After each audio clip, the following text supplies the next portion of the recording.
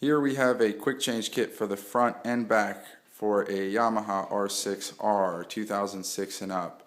Just making a quick video of questions people had that Frank and myself have been receiving through emails and on the forums. We're going to start off with the brake pads and calipers and what we do to modify them. Very simple, not much to it. What we do is on this specific bike, we have removed the retaining clip on the back, the OEM one. So the pads typically tend to float around when you're taking them off. Kind of creates a problem if you have an endurance bike or trying to do an endurance pit stop and the pads are floating. So what we've come up with, and I think that's what a lot of the teams are doing, is we have taken magnets and RTV'd them to the inside of the brake pistons on both sides of the caliper. The magnets I purchased at Home Depot or Lowe's. They're just round magnets. Normally I take 3 or 4, I cannot remember off the top of my head. Stick them in, RTV them, let them dry, and I prefer to lay them in there so that they sit flush on both sides. Now they are not the same size magnets for both. One of the pistons is a little bit smaller.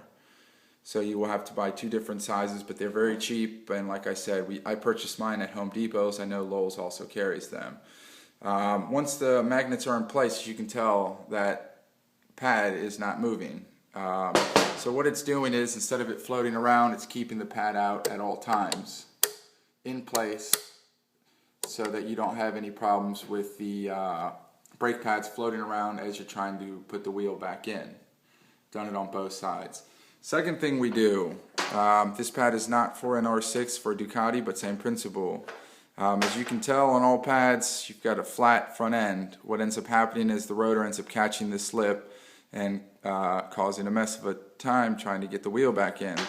So what we do is go and bevel the edge. Basically put it on a grinder. You can use a file and grind it at an angle so that the rotor has a nice surface to slide into. Doesn't catch the lip, so all we're just doing is beveling the edges, as I've done on these. So there is no longer a flat surface where the rotor can catch, and I've done it to both sides along with the magnets. Second question people had was the pinch bolts on the front, what to do with them. On the left fork tube, or leg, sorry, I end up installing the bushing that comes with the kit, and then once I install the bushing and the bolt, I torque down the front pinch bolt to factory spec. I do not know what that is off the top of my head, I apologize. But once everything is bolted down, I end up drilling a hole, which I don't have done on this yet. Drilling a hole into the pinch bolt and into the axle bolt, and safety wiring them together once everything is torqued, and then you just leave it alone for the remaining of the time that you have the kit installed. On the right fork leg, the 2 pinch bolts we keep in place, but we tighten them by finger, or just snug, as snug can be. This axle needs to float around or be able to spin freely. So on these I spun by finger into place, snug them down by hand, and then safety wired them together so that they would not fall out. Other than that, everything else gets left alone. Again, you need this axle to sit freely, so if you go and you tighten these down, this axle will not spin by hand. But once that's all done, the axle spins freely, just pull it out and you're done. Let's try to give you a better view. It's going to be hard, but that's the factory, or the bushing that Frank makes along with the OEM bolt. And again, it ends up becoming a permanent fixture once you torque and tighten everything down. The axle that is made, beautiful work, and like I said, I've been using this kit for years and never had a problem with one of them.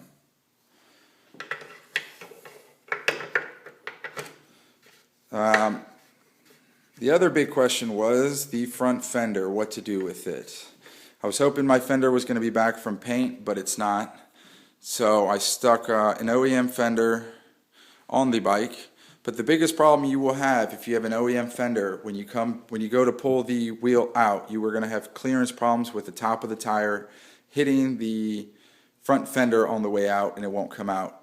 So what we do is we cut small segments. We start small and just start cutting the top, rounding it off, trying to stick the wheel back in and seeing if it hits. Most of the time we end up taking about, I'd say, an inch, maybe a little less, out of the front fender to get the wheel to clear the fender so that it slides right into place. It's just a simple quick cut, and then just bolt it back in.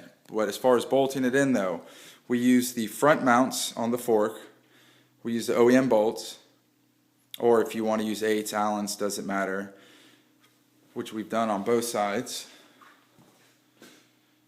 But on the rear, we do not use anything at all. You just let it float. A lot of times on my fenders, I just cut this piece out so that there's nothing there. You need this, you need the bottom fork mounts and everything to float. That is a big part of the quick change process.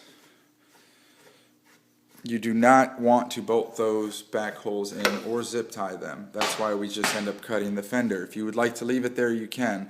But you need the fork bottom leg to float so that when you go to pull the wheel in and out, you can grab a hold of the caliper and pull them out as you're sliding the wheel out. So the fender will flex, and you'd be amazed how much they will flex. Do not be nervous about putting tension on them. So that's pretty much the front kit as far as what to do to the fender, the brake pads, and the pinch bolts. As for the rear, it's very simple, very easy to install. Frank has made it simple and quick, beautiful work, beautiful machining. The only thing I do to the rear to modify it is, it's going to be hard to see, but I do the same thing that I do to the front pads. I bevel the edges so that the lip of the rotor does not catch the pad on the way in. I do not put magnets in the brake pistons for the rear. The rears, they typically sit. I've never had a problem with with the rotor catching the pad, nor has, that I know of, has anybody on my team doing a tire change. It's going to be a little hard to see, but the Allen to hold the mount for the rear brake to make it captive, same thing with the front side. But it is a beautiful kit that, again, I've been using for years without a problem. The other thing Frank offers is captive spacers. Actually not going to be able to see them in this video, but well worth it. You are definitely going to want the captive spacers as well. I believe he is finished with them and has a batch ready to ship. But hopefully this answers your questions. If you have any more, please feel free to contact Frank at Fast Frank Racing, or myself, or if you want to post up on the forums, I can try to make a better video. I apologize for the quality. I'm trying to make this on my phone very quickly. Once my teammate gets back, we are going to do a quick demonstration on how the kit works on the front, doing an actual change. Just don't have enough hands here to hold the camera and do it all. But hopefully that's answered some of your questions, and if you have any more, please feel free to let us know.